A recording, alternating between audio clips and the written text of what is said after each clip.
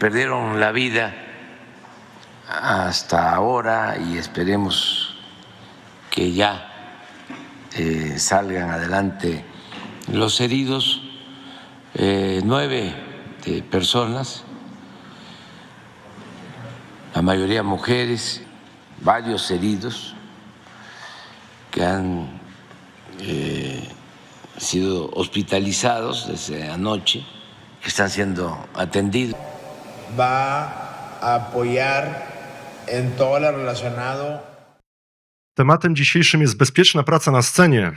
Podzielimy sobie ten wykład na 3 części. Po pierwsze, nie zróbmy krzywdy sobie, nie zróbmy krzywdy innym, a przy okazji, jeśli nam się uda, to spróbujmy nie zniszczyć sprzętu. Więc porozmawiajmy o tym, co zrobić, żeby nie zrobić krzywdy sobie. Man, what a special day this is, because I'm out with my son for my birthday. Look what we got, an old tackle box. Man, what a beautiful morning to be out and enjoy God's creation, man. Well, hey everyone, this is not my usual video, as you can see. We had a very serious accident here a few weeks back, September 4th to be exact. I fell off a roof, fell 10 feet. I have 2 broken wrists, 7 broken ribs, a broken sternum, and the worst one of all, a broken thoracic vertebrae. I came very close to going home to be with my Lord and Savior. But for some reason, God in His mercy and His grace, I am here. Nie wiem, czy zauważyliście, pan spadł z wysokości 3 metrów. Zastanówcie się teraz, na jakich wysokościach wy pracujecie i czy jesteście przygotowani do tego, żeby pracować w sposób bezpieczny. Co rozumiemy przez niezrobienie krzywdy sobie? Proszę Państwa, społeczeństwo się starzeje. Wszyscy wiemy, że mamy zapaść demograficzną, co oznacza, że do pracy przychodzą coraz starsi ludzie. Czyli co? Musimy zadbać o badania lekarskie. Musicie się badać, musicie sprawdzać poziom cukru we krwi, musicie sprawdzić, czy nie macie problemów z tarczycą, czy nie macie problemów z błędnikiem. To są wszystko rzeczy, możecie mieć problem z układem krążenia. To są wszystko rzeczy, które w sytuacji, w której pracujecie na wysokości, mają znaczenie. Komuś się zakręci w głowie, omsknie mu się noga stojąc na rusztowaniu, zawiśnie, przy odrobinie szczęścia, jeżeli będzie człowiekiem rozsądnym, będzie przypięty i może nie doleci do ziemi. Ale to nie zmienia faktu, że podczas tego spadania może zrobić sobie krzywdę. O tym za chwileczkę wspomnę. Więc badania lekarskie są bardzo istotne, po prostu dlatego, że się wszyscy starzejemy i chcąc nie chcąc choroby będą nas dotyczyć. Następna sprawa to szkolenia BHP. I nie mówię tutaj o papierku, który oczywiście w razie czego będzie wam potrzebny. Natomiast szkolenia są po to, żebyście się dowiedzieli, jakie czyhają na was zagrożenia. Mamy tutaj w naszym gronie dzisiaj wspaniałego specjalistę, jeśli chodzi o bezpieczeństwo, bezpieczeństwo i higienę pracy, pana Kazimierza Rawskiego, członka OISTAT-u, który zajmuje się wypadkami, jest biegłym sądowym już 4. kadencji, gdzie podczas spraw sądowych zajmuje się właśnie wypadkami związanymi z pracą na scenie, z eksploatacją urządzeń scenicznych. Rzeczy, które się dzieją, są zatrważające, natomiast nikt się nie chwali tym, co się dzieje i stąd wynika błędne przeświadczenie, że nic się nie dzieje, że nikomu nic się nie dzieje. Natomiast prawda jest taka, że te informacje nie wyciekają na zewnątrz. Bo nikt nie chce się chwalić tym, że zasnął mu kierowca za kierownicą, jak wracał ze sztuki po 40 godzinach pracy. Nikt się nie będzie chwalił tym, że ktoś się poślizgnął i złamał rękę, czy że zleciał z kilku metrów z rusztowania i całe szczęście skończyło się to tylko i wyłącznie na jakichś drobnych obrażeniach. O tych rzeczach nikt nie mówi, a co za tym idzie, żyjemy w błędnym przekonaniu, że nic się nie dzieje. Więc jeśli chodzi o szkolenia BHP, zdecydowanie nie dla papierka, tylko po to, żebyście się dowiedzieli, jakie czyhają na was zagrożenia. Następna sprawa wydaje się oczywista, wprost zdroworozsądkowa. kaski. Wszyscy macie jedną głowę. W przypadku obrażenia głowy może się to skończyć tragicznie. Pamiętajcie o tym, że montujecie rzeczy, które w razie wypadku, w razie błędu podczas pracy mogą po prostu spaść. Wystarczy nie założyć zawleczki do pina i ten pin może wypaść. No i znając życie, pewnie wyląduje na ziemi, ale przy odrobinie nieszczęścia i przy pechu któregoś z pracowników, no niestety, ale ten pin może kogoś trafić w głowę. I o ile spadnie z metra nad głową, no to po prostu skończy się bólem głowy. Ale co jeżeli ta konstrukcja już będzie wysoko? A co jeżeli w tym miejscu już będą znajdowali się ludzie z publiczności? A co jeżeli tam będą dzieci? To jest temat, nad którym się trzeba zastanowić. Następna sprawa to szelki do pracy na wysokości. Szelki powinny być potraktowane jako oddzielny całkiem temat na prelekcję, która spokojnie zajęłaby całą tą konferencję. Musicie pamiętać o podstawowych rzeczach. Szelki muszą przechodzić przeglądy. Szelki mają termin przydatności do użycia. On wynosi 10 lat. Musicie tego pilnować. Szelki muszą być regularnie sprawdzane przez osobę, która posiada do tego uprawnienia. Szelki muszą być przypisane do konkretnej osoby. Nie możecie ich wrzucić wszystkich do jednego wora i później jedziecie na sztukę i po prostu randomowo wyjmujecie je sobie ze skrzyni. Nie. Każdy powinien mieć swój zestaw szelek. Zastanawiacie się dlaczego? Ano dlatego, że jeżeli na dzisiejszej sztuce jestem w szelkach i doszło do jakiegoś uszkodzenia, ale ponieważ jestem od 2 dób na nogach, jestem skrajnie wyczerpany i najzwyczajniej w świecie zapominam o tym, że te szelki zostały uszkodzone, wrzucę je do wora wspólnego i inny współpracownik na następnej sztuce weźmie te szelki, nieświadomy tego, że one są niesprawne. Jeżeli dojdzie wtedy do wypadku, może się to skończyć dla niego tragicznie. Dlatego też szeleczki powinniście mieć wszyscy przypisane konkretnej osobie. Należy o tym pamiętać. Natomiast jeśli chodzi o sam temat uprzęży, jest to temat tak rozległy, że naprawdę trzeba by na ten temat poświęcić bardzo dużo czasu. Kolejna sprawa, obuwie ochronne. Wszystko, co robicie, wszystko, czym operujecie, jest ciężkie.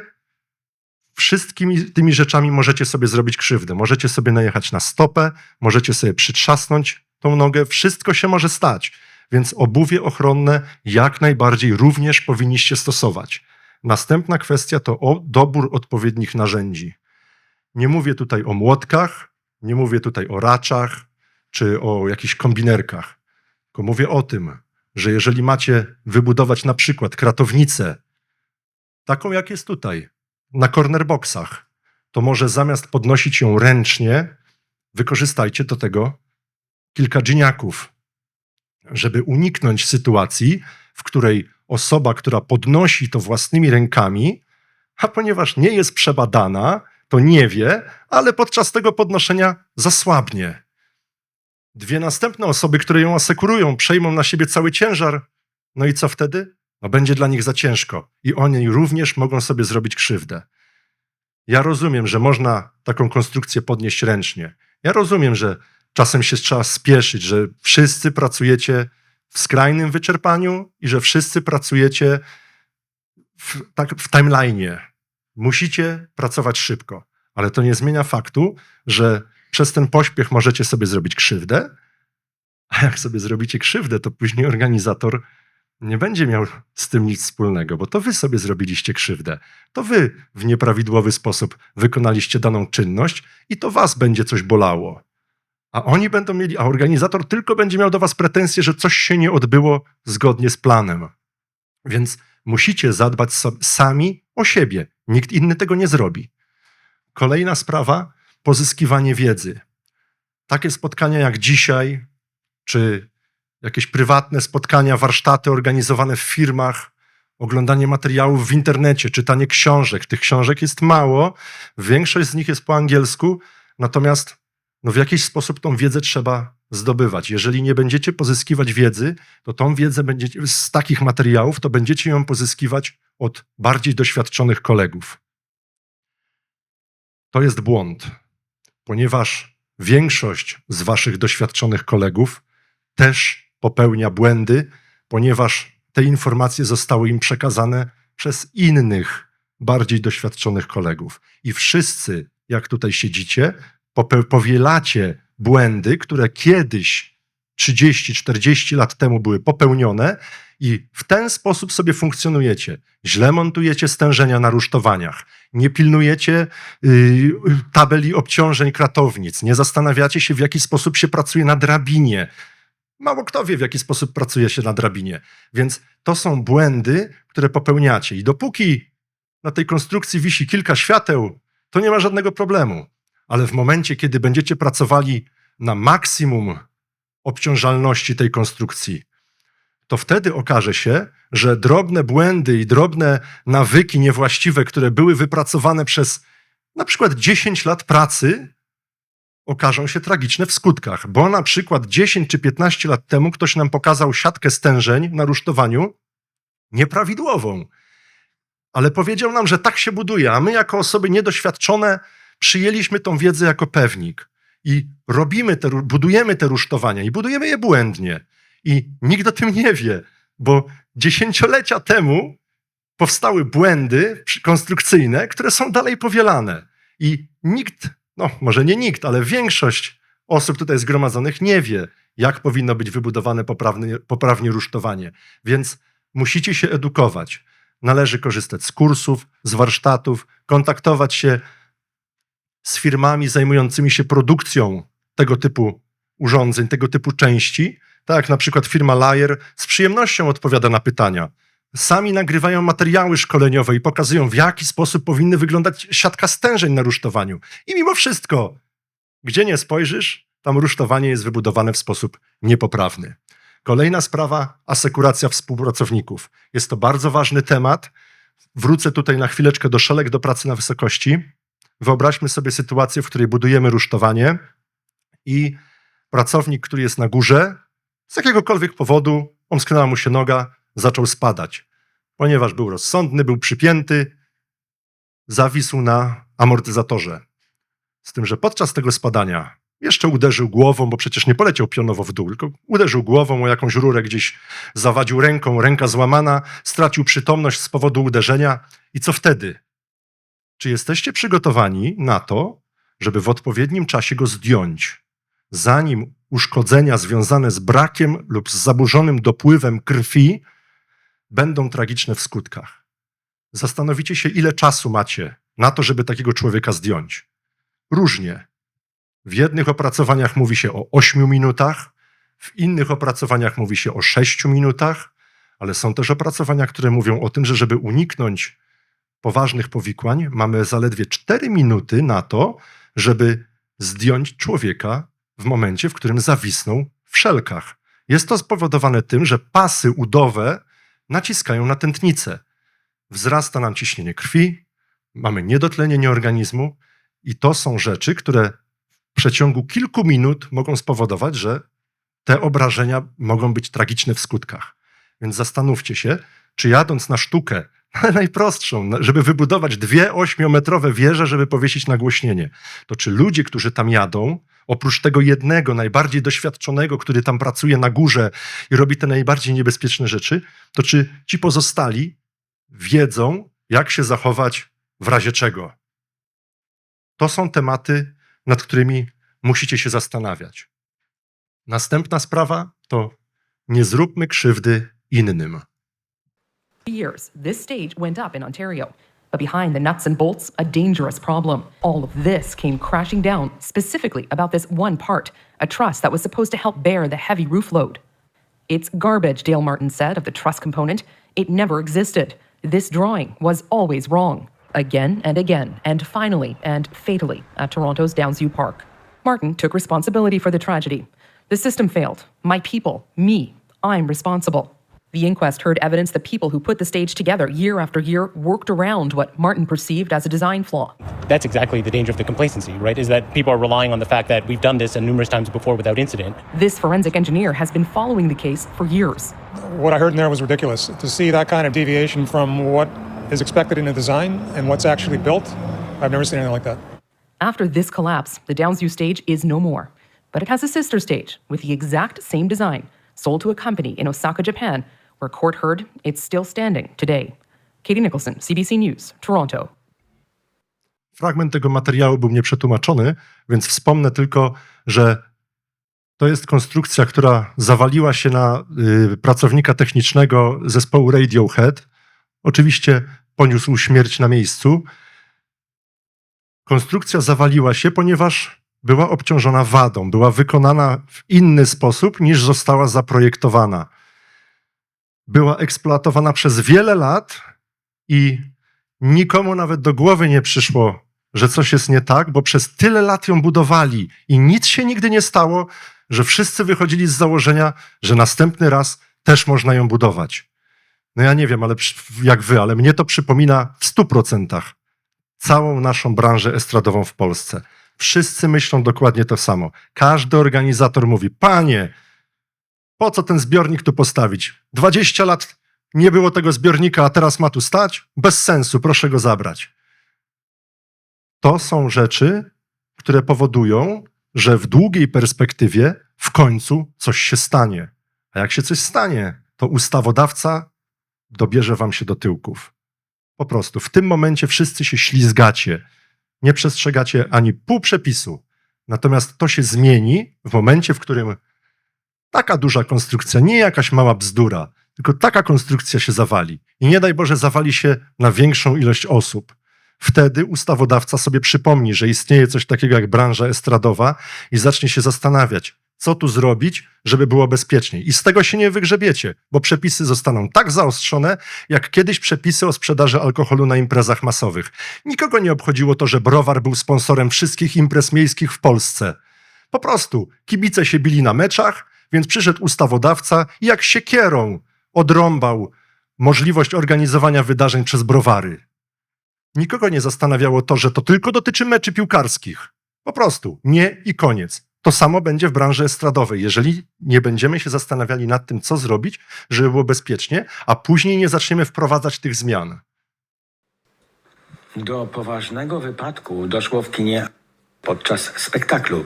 Na kobietę siedzącą na widowni spadł metalowy element scenografii. Ranna z obrażeniami klatki piersiowej trafiła do szpitala.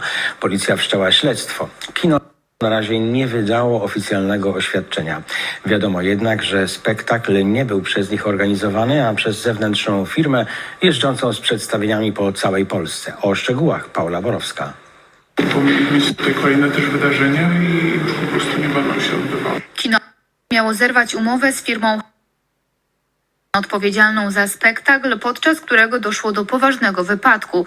Taką informację zdobyliśmy dziś od pracownika kina, jednak instytucja nadal nie wydała w tej sprawie oficjalnego stanowiska. Policjanci otrzymali zgłoszenie, że na terenie kina przy ulicy po zakończonym spektaklu, podczas demontażu scenografii przez firmę zewnętrzną, jej metalowy element upadł na przechodzącą obok kobietę. Gazeta Wyborcza dotarła do kobiety, która miała być świadkiem tego zdarzenia. Z jej relacji wynika, że ekipa techniczna zaczęła demontaż scenografii jeszcze zanim salę opuścili widzowie. Przedstawiciel firmy odpowiedzialnej za spektakl nie potwierdził nam tych informacji. Przekazał, że trwa wyjaśnianie okoliczności zdarzenia. Szanowni Państwo, trwają czynności mające na celu ustalenie przyczyn wypadku w Poznaniu. Po ich zakończeniu poinformujemy o ich wyniku. Ze swojej strony dokładamy wszelkich starań, by zapewnić bezpieczeństwo na naszych wydarzeniach. Jest nam niezmiernie przykro z powodu zaistniałej sytuacji. Jesteśmy w kontakcie z rodziną poszkodowanej i gotowi do współpracy celem wyjaśnienia sprawy. Poszkodowana kobieta doznała rozległych obrażeń klatki piersiowej, żeber i wątroby. Została zabrana do szpitala HCP w Poznaniu, gdzie nadal przebywa. Kobieta jest w stabilnym stanie, który nie zagraża jej życiu. W tej chwili został powołany biegły z zakresu medycyny sądowej, który będzie się wypowiadał na temat zakresu obrażeń, których doznała 39-latka. W Poznaniu, także w innych miejscach mają odbywać się spektakle firmy współpracująca z nimi stara się uzyskać informacje na temat bezpieczeństwa podczas spektakli. Wystąpiliśmy z oficjalnym zapytaniem do firmy o to, co się wydarzyło, z prośbą o wyjaśnienie sytuacji, która miała miejsce w kinie.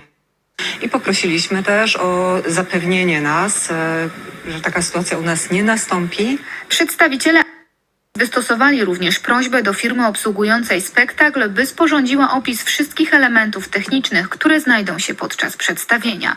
Paula Borowska, Teleskop.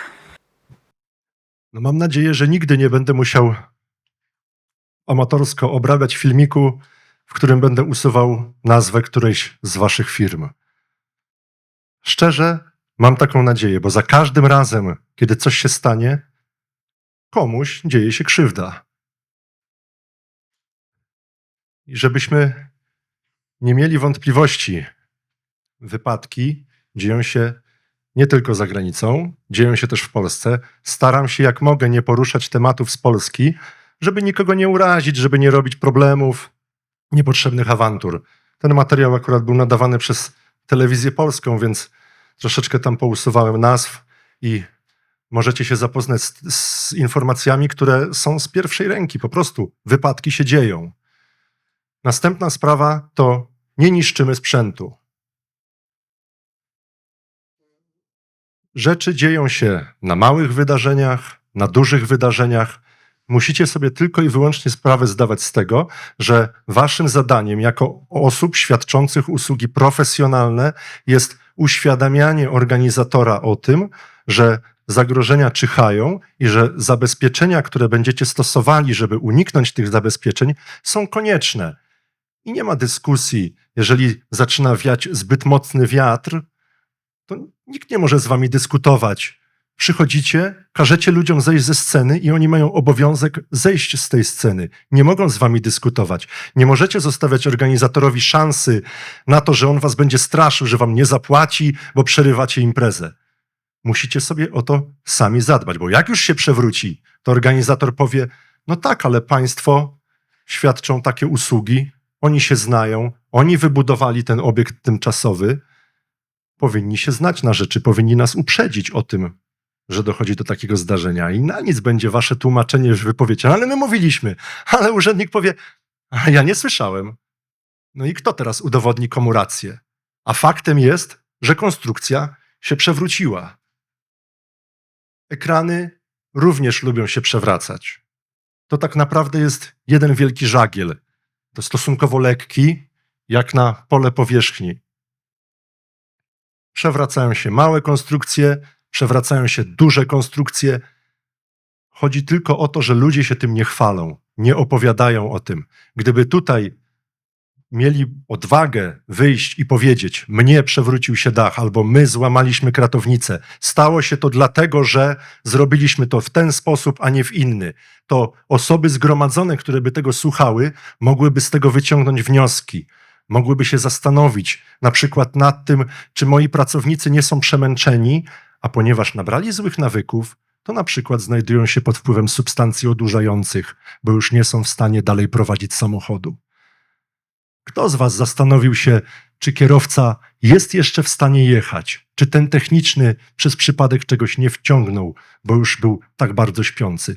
Kto się zastanowił kiedyś, czy konstrukcja, która została wybudowana w sposób taki, który zapewnia im bezpieczeństwo? Czy ktoś kiedyś zapytał, jak przyjeżdżacie z nagłośnieniem czy z oświetleniem, czy ktoś kiedyś zapytał ekipy o okazanie chociażby grama papieru, albo zapytanie, czy w ogóle macie kompetencje do tego, żeby to budować?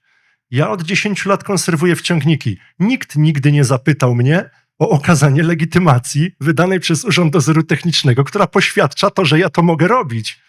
Nikt nie zapytał. Ty jeden, Kazimierz, tak. Ty jeden zapytałeś. Nawet prowadziliśmy bardzo ciekawe dyskusje na ten temat i kontaktowaliśmy się z Urzędem Dozoru Technicznego, bo okazało się, że Urząd Dozoru Technicznego też nie do końca wie, o co w tym wszystkim chodzi. Dowiedzą się, bo wszystko przeanalizują, jak dojdzie do wypadku. Chodzi o to, żebyście wy nie dopuścili do tego wypadku.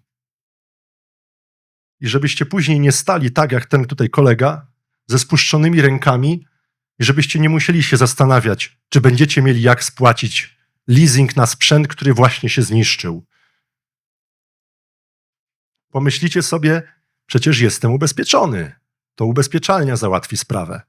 Jeżeli będziemy mówili o kwotach w stylu 10, 15 czy tam kilkadziesiąt tysięcy złotych, no to pewnie przy jakichś tam drobnych oporach firmy ubezpieczeniowej odzyskacie większą część odszkodowania. Ale co jeżeli trzeba będzie ubezpieczyciela poprosić o 1 000 000 euro odszkodowania? Wtedy gwarantuję wam, że ubezpieczyciel wykorzysta każdą lukę i każdą niezgodność, którą wykryje w waszej pracy, żeby nie wypłacić tego odszkodowania. Ubezpieczyciel to nie jest wasz przyjaciel, to jest wasz wróg. Oni są tylko przyjacielem wtedy, kiedy macie im zapłacić. Problem się pojawia wtedy, kiedy oni mają zapłacić wam. Mają sztaby prawników, dużo pieniędzy płacą specjalistom za analizowanie wypadków. Wiem coś na ten temat. Zazwyczaj taka analiza kończy się całkowitym anulowaniem wypłaty odszkodowania. Jest to bardzo poważny temat, ponieważ przez cały czas inwestujecie i wszyscy, jak tu siedzicie, macie na głowie jakieś leasingi lub kredyty. Powodzianie jak ten z Głuchoła skarżą się, że niektórzy ubezpieczyciele odmawiają im wypłaty odszkodowań za to, co zniszczyła woda, bo ich polisy obejmowały na przykład ogień i inne zdarzenia losowe, ale nie było w nich zapisu, że chodzi także o powódź. Byłem święcie przekonany, że płacąc za tą umowę ubezpieczeniową jestem spokojny.